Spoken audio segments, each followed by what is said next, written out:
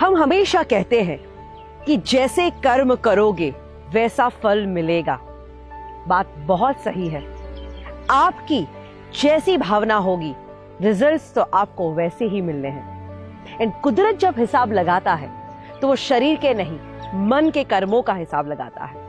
यानी मन से आपके अंदर दूसरों के लिए जो भावना होगी वही आपको लौट के जीवन में वापस मिलेगा। एक बार एक गांव में एक गरीब इंसान रहता था जिसके पास ज्यादा कुछ कामकाज तो नहीं था, इसीलिए वो पशुपालन करता था और अपने पशु जैसे भेड़, बकरी, गाय, भैंस, उनसे द्वारा निकला हुआ दूध और दूध की बनावटों को शहर में जाके बेच के अपना गुजारा करता। एक दिन उसकी बीवी ने मक्खन बनाया।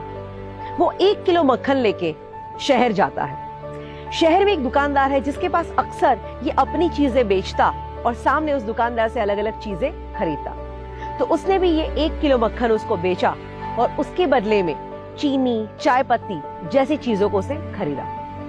ये वहां से जब निकल जाता है तो ये दुकानदार सोचता है कि इस इंसान से मैं अक्सर अलग अलग चीजें खरीदता हूँ, तो क्यों ना आज इस मक्खन का वजन करके देखूं। उसने वजन किया तो देखता है 1 किलो मक्खन कह के जो मक्खन उसको बेच के गया वो तो सिर्फ 900 ग्राम था। इसको बहुत गुस्सा आया कि मेरे भरोसे का इतना फायदा इसने उठाया, आने दो अब इसको।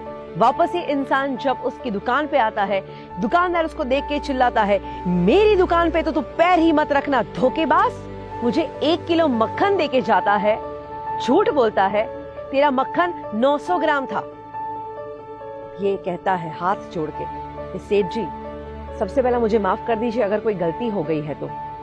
बट सही बात बताऊं, हम इतने गरीब लोग हैं कि हमारे गांव में वजन करने के लिए कोई ऐसा सामान या बाट ऐसा कुछ नहीं होता।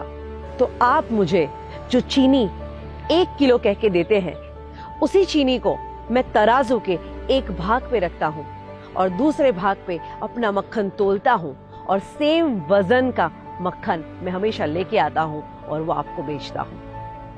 जब दुकानदार की भावना ही गलत थी तो फल तो उसे वैसा ही मिलना था। इसी को कहते हैं कर्म का सिद्धांत। जैसे कर्म करोगे वैसा फल मिलेगा।